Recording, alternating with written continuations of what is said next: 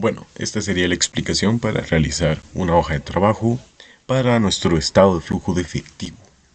Y para realizar la hoja de trabajo, pues lo que necesitamos son el balance de situación general que se está cerrando, el balance de situación general del ejercicio anterior o el balance de situación general de apertura si es el primer cierre. En este caso no es esto.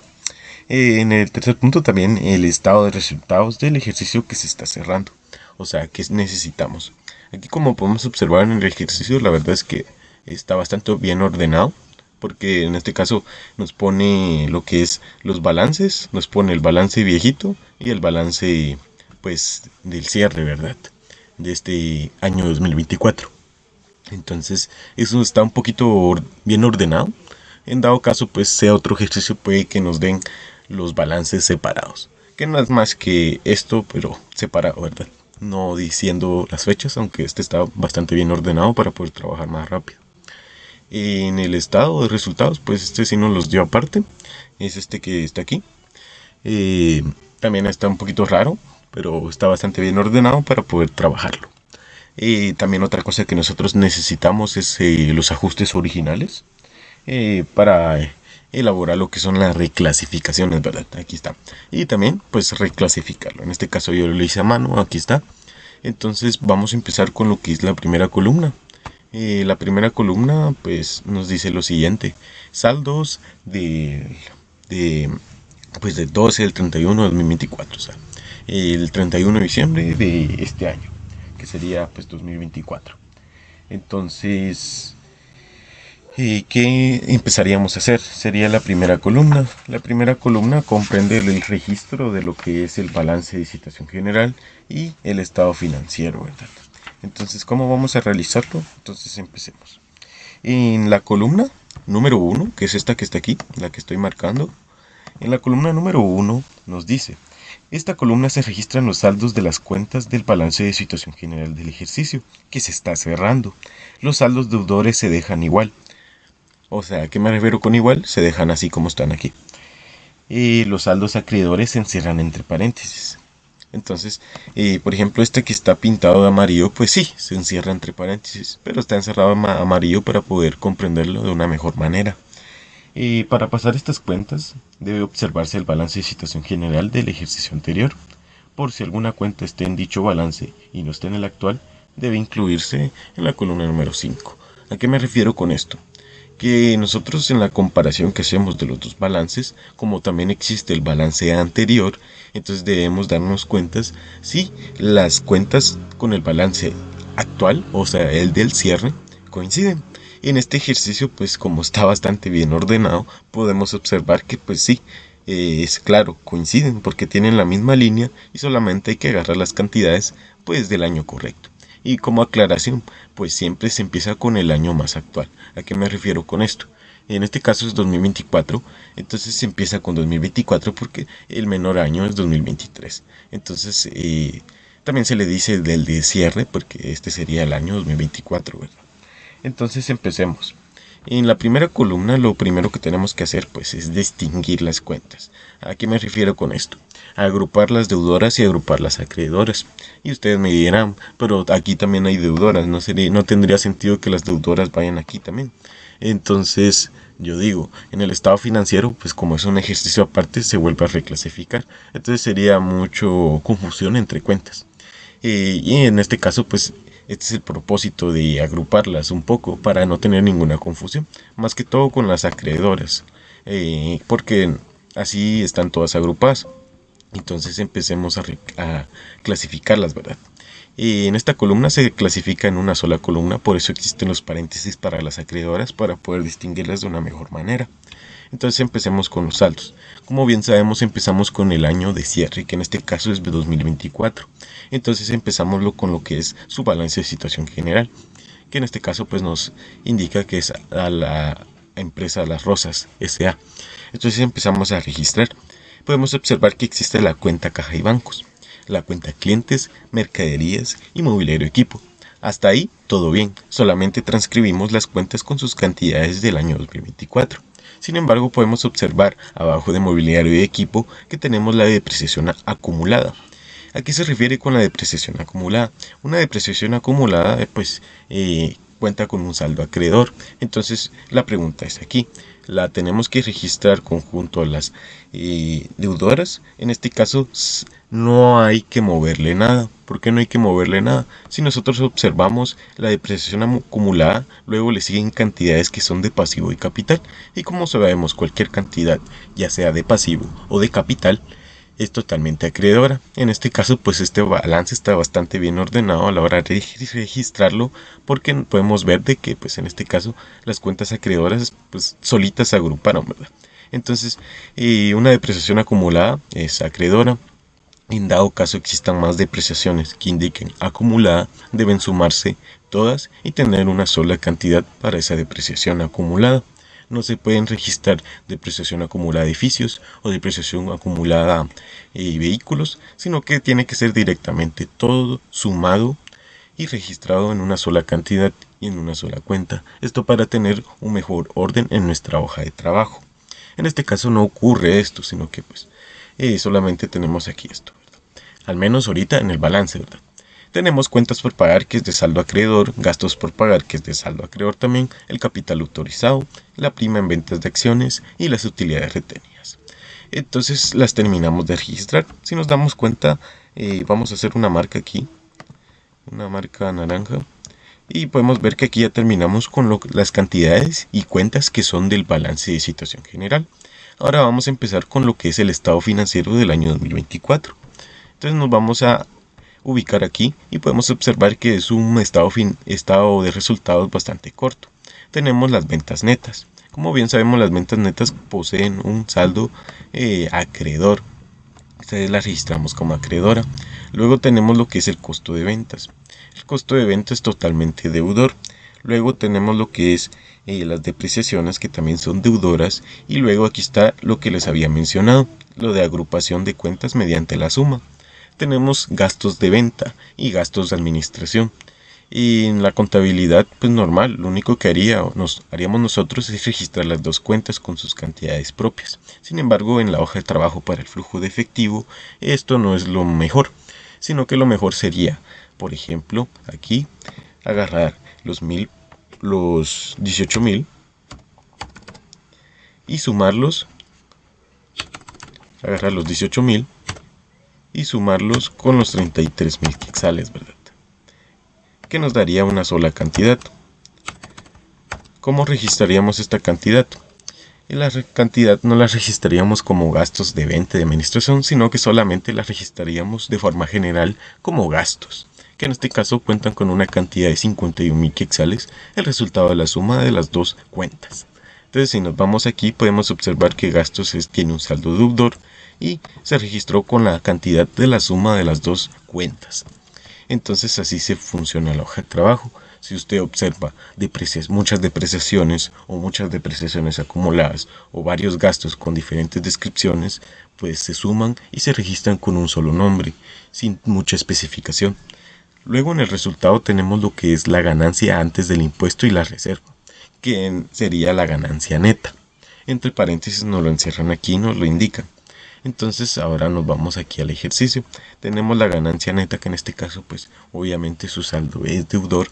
Entonces aquí terminamos de clasificar todas las cuentas. Entonces, ¿qué tenemos aquí? Tenemos esta, que es la ganancia neta, y tenemos las demás cuentas deudoras. Si nos damos cuenta, en este caso las cuentas acreedoras o las cuentas que se encierran entre paréntesis fueron totalmente agrupadas. No hubo mucha necesidad de moverles tanto, ¿verdad? Solitas estaban agrupadas, un ejercicio bastante ordenado. Entonces, ¿ahora qué hacemos? Pues vamos a sumar las cuentas del debe. Podemos observar aquí que pues la estamos sumando, o cuentas de deudoras, se podría decir. También sumamos las cuentas acreedoras o las cuentas que tienen paréntesis. Entonces ahora después de sumarlas, pues nos damos cuenta de que nos cuadra con 212.400. Perdón. Entonces tendríamos esa cantidad como resultado que nos cuadra, ¿verdad? Primero aquí se me fue el alto. Se registra como sumas iguales cada una, sumas iguales. Entonces, pues ¿qué va? Nos tiene que cuadrar así. La cantidad de positivo va arriba y la cantidad de negativo va abajo, ¿verdad? Para que esté. Bueno, ahora para realizar lo que es la columna número 2 y la columna número 3, que reciben el título de reclasificaciones, y pues sus subtítulos serían debe y haber, y en cada una de sus columnas, y debemos hacer lo siguiente. Antes de reclasificar en la hoja de trabajo, debemos irnos a nuestros ajustes originales del año de cierre, que en este caso sería 2024. Entonces nos vamos a ubicar a los ajustes originales. En los ajustes originales lo que debemos hacer son las partidas de reclasificación. En las partidas originales son las partidas que se asentaron en el libro diario cuando se efectuaron dichos eventos. Pues las partidas son objeto de reclasificación y que generalmente están integradas por las cuentas que afectaron a la ganancia o a la pérdida sin que existiese efectivo de por medio. Es decir, las cuentas que contribuyeron a que se obtuviera determinada ganancia o pérdida sin que haya hecho ningún pago o cobro en efectivo, pues se reclasifica. Entonces ahorita pues lo voy a explicar de una mejor manera. En las partidas de reclasificación lo que sucede es volver a darle vuelta a la partida, por decirlo así fácilmente.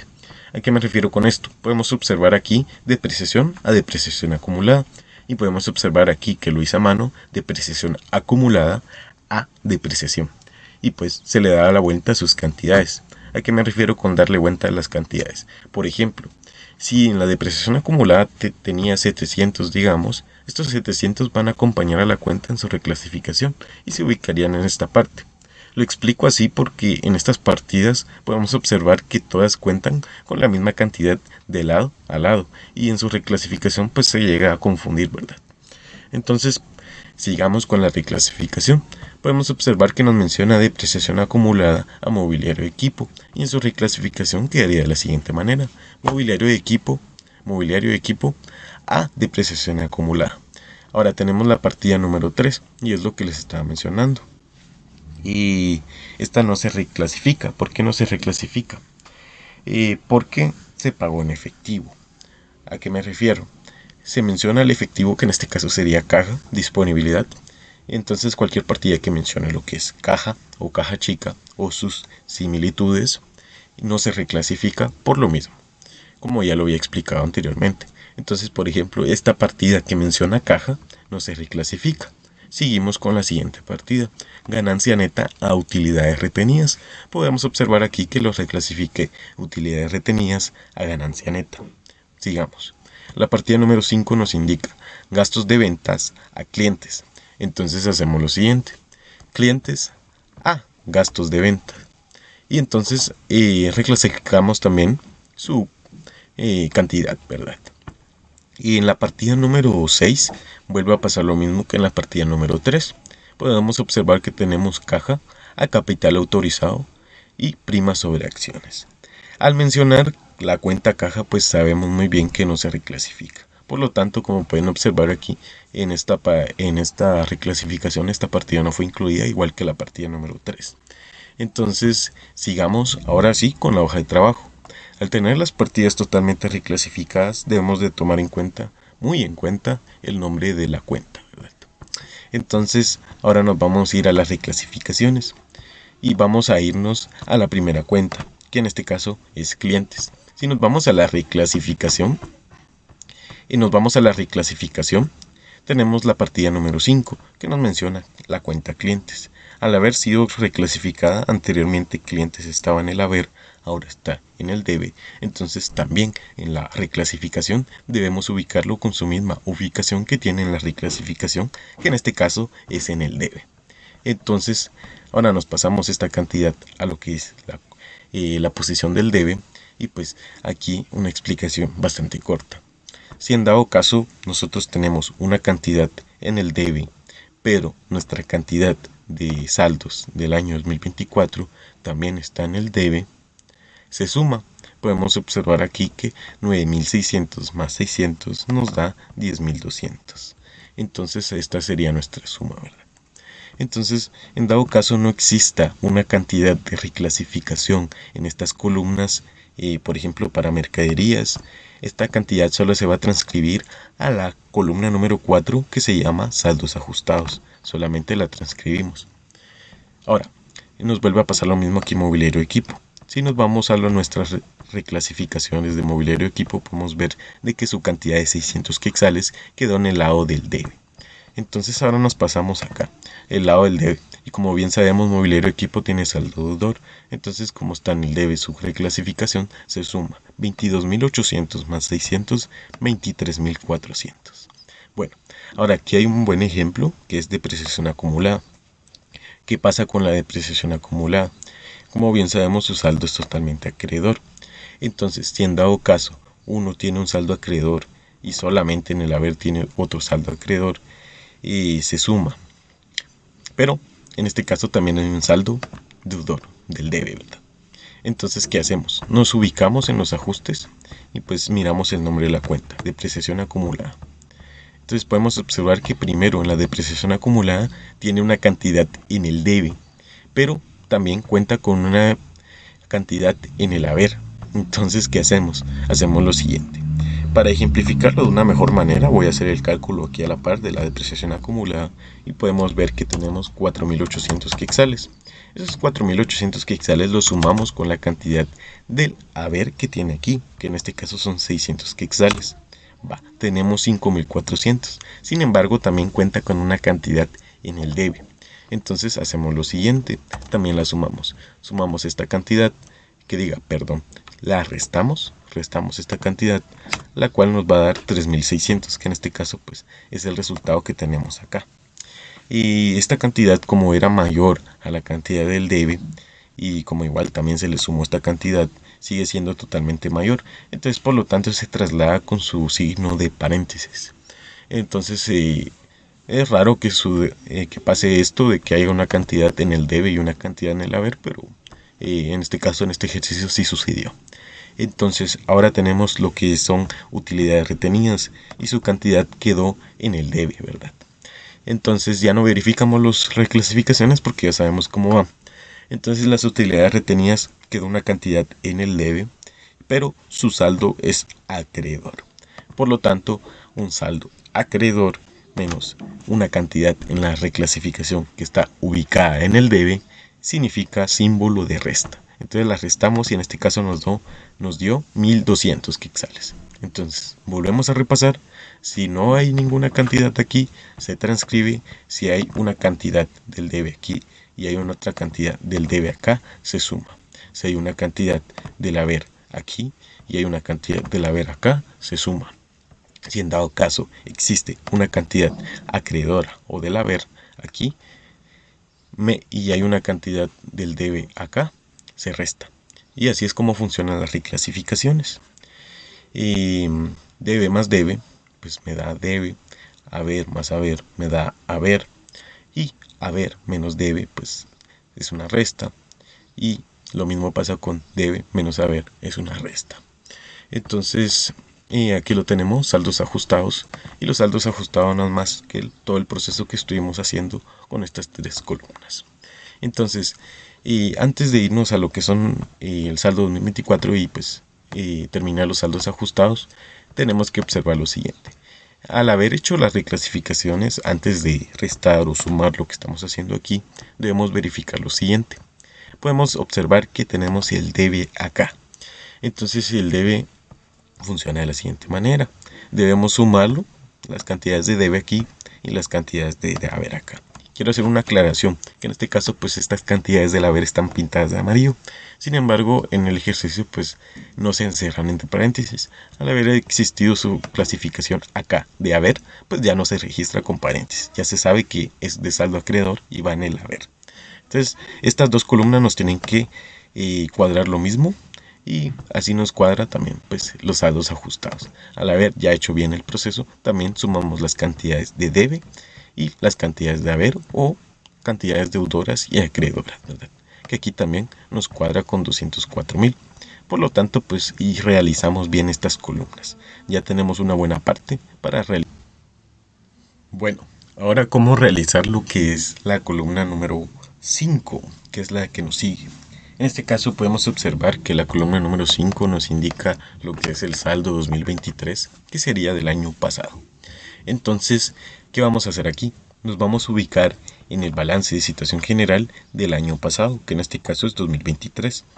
Entonces, aquí como está bastante bien ordenado en el balance de situación general, pues solamente nos ubicamos acá. Siempre verificar si hay una cuenta nueva en el balance de situación general del año anterior. En este caso, como están unificados, pues ya se sabe que no hay una cuenta nueva. Pero en dado caso, en el ejercicio haya un balance aparte, siempre hay que verificar que no existan cuentas nuevas, porque se deben registrar en esta quinta columna. En este caso no sucede esto, sino que podemos observar de que cuentan con las mismas cuentas, ¿verdad? Entonces, para registrar la columna 5 no es más que verificar pues el balance de situación general de este año 2023 y ver caja y bancos, clientes, mercaderías, mobiliario, depreciación acumulada y todas las cuentas con las que también contaba 2024. Sin embargo, no cuentan con las mismas cantidades. Por ejemplo, podemos ver una diferencia aquí de 4.800 quetzales y aquí la otra cantidad de 6.000 quetzales, ¿verdad? Entonces en la columna 5 registramos todas las cuentas y cantidades del año pasado. Entonces aquí podemos observar que pues sí, aquí están, ¿verdad? 4.800 de caja y bancos. Entonces las registramos, ¿verdad? Y como estas estaban en la misma posición, pues no había tanto problema. Entonces hacemos lo siguiente. Las registramos, las encerramos entre paréntesis también, porque en este caso actúa como una sola columna, las dos clasificaciones. Entonces las registramos, ¿verdad? Entonces ahora con esta solo las registramos y miramos si nos cuadra. En este caso pues el debe y el haber nos cuadra, ¿verdad? Entonces estas columnas sí nos tienen que estar cuadrando. Entonces tenemos que verificarlo cada vez que nosotros estemos trabajando el ejercicio. Ahora en la columna número 6 tenemos el aumento o disminuciones, que no es más que lo siguiente. Miren pues, en dado caso exista una cantidad del debe en la columna 4, saldos ajustados, y una cantidad pues también en el debe del saldo 2023 o del saldo pasado, pues pasa lo siguiente. Miren, si el saldo de la columna 4 es mayor al saldo de la columna número 5, se resta, siempre se resta. Pero si el saldo es mayor aquí a este, solamente se traslada el resultado sin paréntesis y positivo. Bueno, ahora aquí está la otra ejemplificación. Por ejemplo, si el saldo del año 2024 o el saldo de la columna 4 es menor al saldo de la columna número 5, también se resta. Sin embargo, su símbolo va a cambiar. En este caso se encerraría entre paréntesis, entonces sería negativo. ¿Por qué? Porque la cantidad que está acá es mayor. Entonces implica de que hubo una disminución de activos, por lo tanto se pasa como negativo. O sea, siempre que una cantidad de debe sea mayor a la cantidad de debe del año de cierre, se va a pasar a negativo. Ok, bueno, en este caso pues siguen las demás cantidades. Podemos observar que 24.000 es mayor a 21.600, se resta, pero por lo tanto su resta es totalmente positiva, porque en este caso aumentó. Por ejemplo aquí, esta es mayor, entonces su diferencia es un aumento, ¿verdad? Entonces aquí podemos observar también que este es un aumento, por lo tanto esta cantidad es mayor a esta, por lo tanto fue un aumento, y un aumento es positivo. Entonces ahora sigamos con los acreedores. En este caso estas dos cuentas acreedoras tenían la misma cantidad y también esta se resta. Entonces esta quedó con un valor total de 0. Ahora tenemos 8.400 y menos 6.000. Sin embargo, esta cantidad es mayor. Entonces significa que nuestras obligaciones, nuestro pasivo, aumentó. Por lo tanto, el resultado va a ser negativo. ¿Por qué? Pues si un pasivo aumenta, pues obviamente va a ser negativo porque va a ser una disminución. Entonces sigue siendo negativo. Miren, ahora sigue la otra ejemplificación. Por lo tanto, si en la columna número 4 la cantidad acreedora es menor a la cantidad acreedora del año pasado, su resta siempre va a ser positiva. ¿Por qué? Hagamos de cuenta de que este es el pasivo, pues sí, del 2023. Pero en 2023 nosotros tuvimos una obligación, un pasivo mayor al del 2024, y como estamos haciéndole al del 2024, por lo tanto fue una disminución de pasivo. Significa que al disminuir el pasivo nosotros salimos ganando, por lo tanto esta cantidad se vuelve totalmente positiva. Entonces así funciona. Miremos aquí este acreedor es mayor al del 2023. Significa que nuestro pasivo aumentó, por lo tanto se traslada con el mismo saldo, con los mismos signos, que en este caso sería paréntesis. Aquí pasa lo mismo, fue mayor, entonces aumentó el pasivo, por lo tanto sigue conservando sus signos. Aquí pasa algo diferente. Podemos ver que el acreedor es mayor al del año presente, por lo tanto, como nuestros pasivos disminuyeron con una diferencia de 6.000 quetzales, por lo tanto se pasa positivo. Entonces yo creo que ya quedó bastante claro. Si en dado caso la columna 4 en el debe, o sea, hablando de cantidades de debe, es mayor a la de 2023, significa que aumentó, por lo tanto es positivo. Sin embargo, si una cantidad del debe del año pasado, en la columna número 5, es mayor a la columna número 4, significa que hubo una disminución, por lo tanto es negativo. Ahora, miramos, si una cantidad del acreedor del año pasado es mayor a la del año actual, por lo tanto hubo una disminución, por lo tanto se pasa a positivo. Si en dado caso la cantidad de la columna número 4 es mayor a la columna número 5, significa que este pasivo aumentó, por lo tanto se traslada con la misma cantidad y característica de negativo. Entonces aquí podemos ver que hay cantidades las cuales no tuvieron ningún efecto del saldo 2023, entonces solamente se transcriben con su mismo, ¿cómo se podría decir? Con su mismo signo. En este caso 150.000 de ventas netas solamente se traslada a la columna de aumentos o disminuciones con su signo. Entonces estas cantidades que no tienen signo también se transcriben, ¿verdad?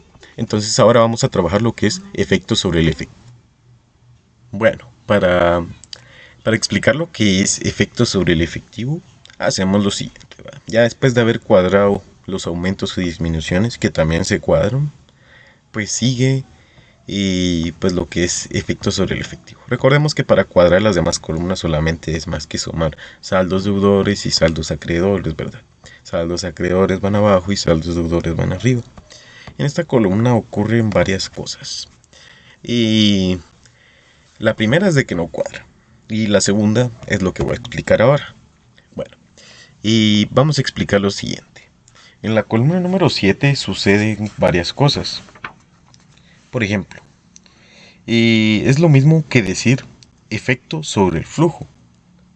Es bien sencillo porque solo se trasladan las cantidades que están en la columna 6, como podemos observar aquí, a la columna 7, con el signo cambiado. Es decir, las cantidades que tienen signo positivo, que por ejemplo esta que está aquí, bueno, aquí no hay tantas, la que tienen signo positivo, a excepción de la cuenta caja y bancos, que podemos observar aquí que la cuenta caja y bancos no se escribe jamás en efecto sobre el efectivo, a excepción de la cuenta y caja de bancos, que se traslada con su mismo signo directamente a la columna número 13. Entonces, ahorita vamos a explicar bien todo esto. Bueno, en efecto sobre el efectivo, lo único que vamos a hacer es de que, por ejemplo, esta cantidad tiene un signo negativo, por lo tanto se pasa con un signo totalmente positivo. Sin embargo, hay cuentas que están totalmente afectas a esto, que son las cuentas de efectivo. Por la misma palabra lo dice, flujo neto de efectivo. Tenemos la cuenta caja y bancos. En dado caso en un ejercicio exista las cuentas caja y bancos, o caja chica, o inversiones en valores a largo plazo o corto plazo, la que sea, también inversiones en bonos, se trasladan a la columna número 13 porque son flujos netos de efectivo y no se trasladan acá. Por ejemplo, aquí si la cantidad, si lo haríamos mal, ¿verdad? 1200 lo trasladaríamos como negativo y después nos lo trasladaríamos como negativo aquí, y eso estaría totalmente mal. Desde la columna número 6 de aumentos y disminuciones, su saldo es totalmente deudor positivo, por lo tanto se traslada con esa misma característica hasta la columna número 13 y ya nos apunta en efecto sobre el efectivo. Esto ocurre con estas cuentas, ya con las demás, que como podemos observar están ubicadas en actividades de operación y entre otras, pues ellos se ubican en efecto sobre el efectivo. Entonces hacemos lo mismo, ¿verdad? Esta cantidad es positiva, se pasa a negativa, esta es positiva, se pasa a negativa, esta es negativa, se pasa a positiva. Y hacemos todo esto con las demás cuentas, ¿verdad? Entonces, no nos tiene que cuadrar en sí las dos cantidades. Por lo mismo de que, pues, por ejemplo, 1200 se fue. Y entonces, lo único que nos tiene que coincidir, pues, son estas, ¿verdad? O en dado caso, a veces no llegan a hacerlo. Y bueno, entonces así funciona efecto sobre el efectivo. Es la columna más fácil de trabajar, solamente hay que darse cuenta con las cuentas de efectivo, ¿verdad? Entonces, y nos vamos a ir a la columna número 8. La columna número 8, número 9, número 10 reciben el título de actividades de operación, las actividades de operación de dicha empresa. Entonces nos subdivide con clientes, proveedores y otras o otros. Entonces, ¿qué hacemos con la columna número 8 de clientes? Explicando la columna número 8 de clientes, en esta columna se registra la cuenta clientes, por obvias razones, y la cuenta ventas netas, ya que el cliente no solo es que se le vende el crédito, sino que también el que se le compra se le vende al contado. Por eso prefieren muchos utilizar la cuenta de deudores comerciales o cuentas por cobrar comerciales. Y vuelvo a repetir las mismas cuentas que había dicho anteriormente por el hecho de que pues sí, se registran aquí. Entonces ahora vamos a registrar las cuentas con las que nosotros contamos en el ejercicio. Entonces nos vamos a ir a la cuenta número 2, que en este caso es la cuenta clientes. La cuenta clientes se traslada, ¿verdad? Aquí tenía un saldo totalmente positivo, porque pues ya tenía negativo aquí, se pasa a positivo y se pasa con su saldo nativo de la columna número 7, se pasa a positivo. Entonces se traslada a la columna clientes. Por varias razones, hacer clientes, pues ya sabemos que se traslada ahí. Bueno, ahora vamos con otra cuenta, las ventas netas. Estas son las ventas que nosotros hicimos. Entonces, como ya son ventas netas, se trasladan a la columna número 8, que es clientes, ¿verdad? En este caso solo existieron dos cuentas, pero pueden existir más, como las que acabo de mencionar. Bueno, entonces en este caso las dos cantidades son positivas, por lo tanto las sumamos nada más, solo las sumamos. Entonces aquí tenemos este resultado, ¿verdad? ¿Cómo se registra este resultado? Miren, al ser un saldo totalmente positivo, o sea, entonces se pone efectivo recibido de clientes, efectivo recibido de clientes, se registra así. Bueno, ahora con la columna número 9 vamos a registrar lo siguiente. En la columna número 9 nos dice que en esta columna se registran las cuentas de mercadería, y proveedores, propiamente, y costo de ventas, ya que el proveedor no solo es el que se le compra el crédito, sino que también el que se le compra el contado. Y algunos ejercicios pueden contar con acreedores comerciales o cuentas por pagar comerciales para registrar las compras al crédito en vez de proveedores, lo cual sigue siendo correcto.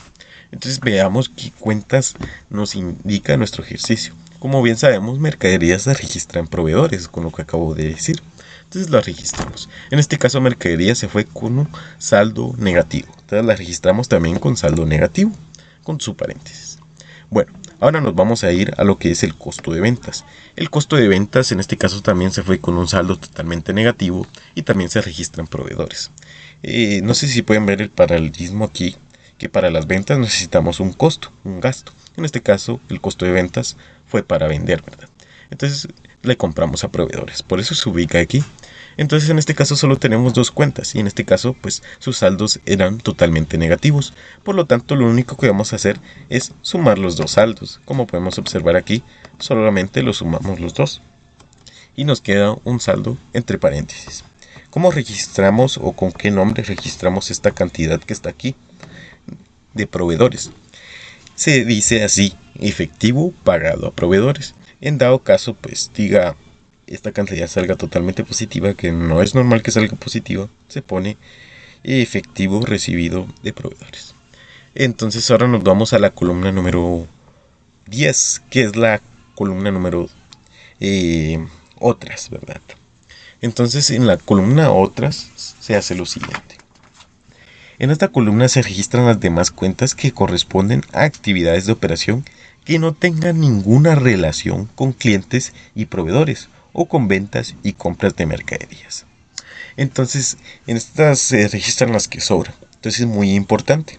Hay que saber registrar la columna 8 y la columna 9 para no tener confusiones con la columna 10, porque en la columna 10 solo vamos a registrar lo que sobra. Pero también llegan a ser cuentas muy similares. Por ejemplo, si en un ejercicio les viene las siguientes cuentas, que podrían ser deudores empleados, seguros anticipados, gastos por pagar, impuestos sobre la renta por pagar, sueldos, bonificaciones, cuotas patronales, alquileres, intereses gastos o intereses percibidos, pues estas cuentas las van a registrar en otros. Son cuentas muy similares, son cuentas de pasivo o corriente, por lo que veo. Entonces se registran ahí, ¿verdad? Aquí podemos observar que tenemos dos que son de pasivo corriente, que solamente son por pagar. No nos indican que sea a largo plazo, sino que solamente son a corto plazo, porque solo nos indica que se están pagando nada más. Entonces podemos observar que tenemos cuentas por pagar y gastos por pagar, que son pasivos corrientes. Entonces también tenemos lo que son los gastos que nosotros sacamos. También estos gastos son normales, entonces también los registramos en la columna de otros. Entonces aquí podemos ver que tenemos dos cantidades negativas. Sumamos las dos cantidades negativas y las restamos por la cantidad positiva. Por obvias razones miramos que esta cantidad es bastante grande, más esta cantidad es aún más. Entonces esta cantidad es menor. Por lo tanto el predominante de signos es el negativo. Entonces registramos esta como negativa también, ¿verdad? Entonces así culminamos con estas actividades de operación. Ahora vamos a realizar la columna 11, 12 y 13. Bueno, ahora para realizar la columna 11, 12 y 13 tenemos las actividades de inversión. En las actividades de inversión en este ejemplo solo cuenta con lo que es el mobiliario y equipo, pero también se pueden registrar las siguientes cuentas: mobiliario, equipo y equipo de cómputo o similitudes con estas cuentas. Entonces ahora tenemos actividades de inversión, solamente esas cuentas se registran. En este caso el mobiliario de equipo quedó con un símbolo negativo, se trasladó de efecto sobre el efectivo. Bueno, la registramos, que es la única que existía. Luego existe la columna número 12, actividades de financiación. En las actividades de financiación, en este caso solo se ubica la cuenta capital autorizado, priman ventas de acciones que tienen relación con el capital autorizado y las utilidades retenidas. Entonces, todas estas actividades pues tienen correlación con cada una. También se llegan a registrar las siguientes cuentas, que es las que les voy a decir ahora: acciones por suscribir, suscriptores de acciones, utilidades retenidas y préstamos bancarios, y por lo tanto también el capital autorizado. Entonces pueden darse esas cuentas. Estas cuentas tienen con relación a lo que es el financiamiento de la empresa, más que todo a largo plazo. Entonces ahora tenemos la columna número 13, el flujo neto de efectivo. En el flujo neto de efectivo, como bien sabemos, desde la columna 6 se traslada con su mismo saldo positivo hasta la columna 13. Hay que darse mucha cuenta en lo que es trasladar este tipo de efectivos, ya que estos no se trasladan a la columna 7, sino que directamente a la columna 13, y es con lo que nos debe cuadrar el ejercicio completo. Bueno, ahora ¿cómo sacamos estos resultados?